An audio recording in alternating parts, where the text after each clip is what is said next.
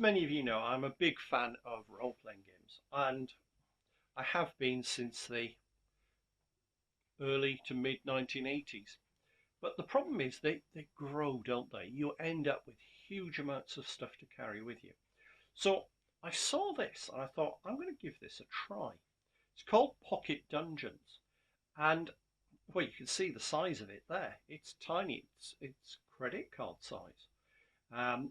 Which means this can go into a bag or something to, and play whenever I want to. But you're not going to get a lot of rules, are you, in something this size? So let's have a look what we've got and see what we think to it. So opening the tin, we've got a pair of dice, standard six-sided. Yeah, they're quite nice. We've got a pencil. Okay, useful. I'm kind of guessing that playing this with multiple players, I'll probably want one each. And then we get the core of the game, these cards. So the first one, let's look what we've got on the back. It's got a Game Master's Guide, so I'll come back to that in a minute. We have a series of characters, and they are pretty simple. That's all of your stats. So you've got Mazdama, Half-Elf, Elf, Death Knight. We've got 3 abilities, Strength 2, Dex 1, Mind 1. And with that, one is always at 2, the other 2 are always at 1. An armor class of 5, and the higher the number, the better. Hit points, everybody starts character-wise with 3 hit points. So weapon, they've got a bastard sword, which uses strength to attack, and a special skills, raise dead once a day. You can turn a dead body into a skeleton servant. Armor class 3, 2 hit points. Okay, I like. So we're an ether, an elf wizard. Okay, so these have got a mind 2. Okay, armor class is only 3 from the robes. Special skills is fireball. 1 damage. You can use fireball as a normal attack rolling mind. Okay. Gomuli, dwarven fighter. So these have got higher strength. Armor class 5 chain with a battle axe. And to be honest, weapons make no difference in the game. The only thing that they do affect is whether they're ranged and whether or which attribute they use. But actually, I've just spotted that Gamuli's actually got 4 hit points. And it's got a whirlwind strike once a day, making an attack that hits every adjacent opponent. Okay, Brother Lactarius, human cleric. Okay, with chain and a mace, with heal wounds. Once per turn, roll for mind with a difficulty class of 2. I'll explain what difficulty classes in a minute. Success restores 1 hit point to the character, which can't exceed maximum. Goodvin, Wood Elf Ranger. Okay, higher dex. Now they've got, first one we've had so far with a missile weapon, which is a longbow, and special skill of double strike. Once an hour, they can make 2 attacks. Bunzo, the halfling thief.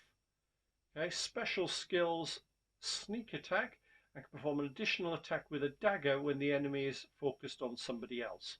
And then we've got a blank card for you to create your own. So that's not a bad little set of characters, but let's look what's on the back. This is the entire player's guide. So, challenges. To determine success in a challenge, roll the number of d6 equal to your relevant ability, strength, dex or mind. Success is achieved if the roll on any dice equals or exceeds the difficulty class specified by the Game Master. For example, difficulty class 4 is challenging, 6 is very hard. So, it gives the example, here we go, Brother Lactarius is trying to convince guards to let the party in without a fight. Now he rolls 1 6-sided dice for mind, and because it's unlikely to happen, he needs to roll at least 1 6, so it's been set as a 6. So let's try it. He's got 2 mind. Oh, he's actually succeeded. That will not happen when I'm playing live, I can guarantee that. Traps can be disarmed or evaded. Disarming is usually harder. If you fail to disarm a trap or evade the trap, you take 1 damage. And combat works in exactly the same way. You roll a number of dice equal to your ability with the weapon. So we'll keep with Brother Lactarius. He's got a mace which uses strength. And he has to roll the armor class or higher. So let's say he's attacked Mazdama, who's wearing scale armor, which is 5, 2. He's missed. It really is that simple. Now, monsters and NPCs only roll 1 dice when they attack. If you hit 1 point of damage. So when a character or monster is hit, yeah, said that. When a character's health points are 0, they're eliminated from the game. So that's the basic rule. So there's no complex spells, sort of fly and all of this. You could incorporate that, and I think I'm probably going to house rule some ways to do that. So let's look at the Dungeon Master's Guide then, or Game Master's Guide. So difficulty class. For any challenge, it's easy, you should automatically succeed. Otherwise, usually difficulty 4, but very hard could be 6. Obviously, you could go 3 and 5 as well. There's no reason for that. Unarmored characters usually have an armor class of 3. Light armor like leather 4. Medium, such as chain 5. Full plate or monsters with a harder skin or magic armor could be 6. Health points regard on race and size. Tiniest creatures may only have 1. Humans usually have 3. Biggest and most hardy creatures can have 8 or even more. Initiative. To determine the order of turns in combat, each participant rolls a 6-sided dice. In the event of a draw, player characters go first. During their turn, a character can move or attack, so you can't do both. And Dicey Oracle. In cases of uncertainty in the game world, roll a 6-sided dice. Even numbers, yes. Odd numbers, no. I'll probably house rule that as 4, 5, 6 to succeed. 1, 2, 3 doesn't, simply because that's the convention I normally use. So we've got characters, we've got rules. We've even got, in the same box, a setting. So you can see there, we've got the Dawn Moon Wood, and some various places around it. Waycross, which is a city, and then there's 3 adventure sites, a town and a village. And on the back, it does just give you some very quick information. So, for example, if we look at the Dawn Moon Woods, sprawling forest teeming with life and ancient magic, home to elves, wolves, and treants who fiercely protect the woodland. Craggy Mount, that's it. So you've got at least a quick understanding. This is not going to be a game for beginning Dungeon Masters. You have to be able to think on your feet. There are no rules, there's no encounter tables, and it kind of goes against the spirit of the game. But we have as well some more cards. So some of these locations we actually have a card for. So High Farm. Let's see if I can find High Farm. It's one of those moments you never can when you're looking for it. High Farm's there. So we actually have a little map with some key locations and details on those. We've also got Waycross, okay, which is the big city there. Oh, saying it's a city, I'm thinking it's actually a town when I look at the size of that. And again, we've got information on the back, so it gives details on the Black Diamond Tavern in the Gloomcross district, Hall of Illumination in the Stonebridge district, the Golden Vineyard, Wine Mile district, the Castle Dungeons in the Castle district, and the South Quarter Market in the South Quarter district. Again, just a couple of lines of text on each just to give you something to work on. And then we've got 3 more cards, and these 3 are the actual adventure locations. So we've got a flooded cave, the Orcish treasury, and an abandoned temple. And they've got half a dozen encounter locations in them. What have we got? 3, 6, 7 in that one. If I could just look on the back, that would be easier. 8 in that one.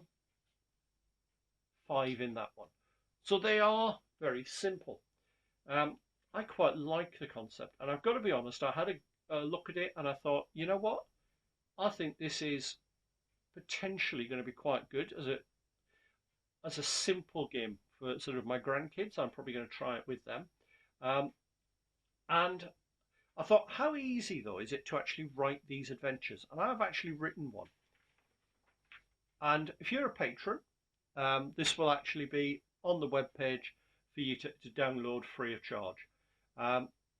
You can easily expand on it if you wanted to expand this into a full-scale D&D adventure or something like that. It probably is quite simple. So I've gone for a simple 5-location Tree of the Dryad because we've got the big wood. It kind of seems logical to have something in there.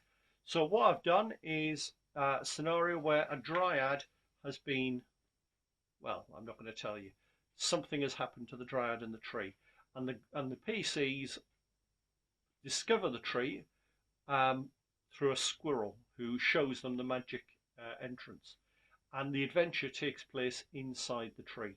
So I'll be interested to see what you make of that. Please feel free to drop me some comments.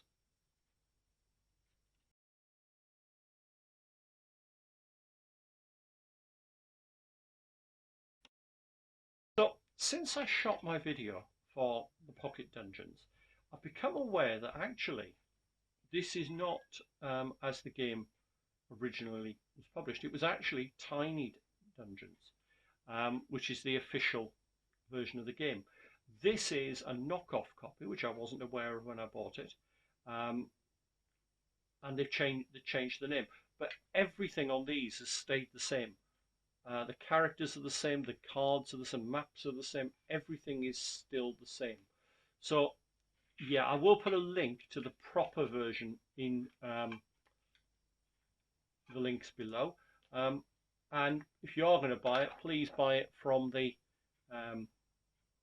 official publisher. And it's worth noting that he currently has a new version on Kickstart with extra characters and some new locations looking at deserts and seas. So yeah, please feel free to have a look at that. And he hasn't sent it to me or anything. This has all been done by me. So have a look, see what you think.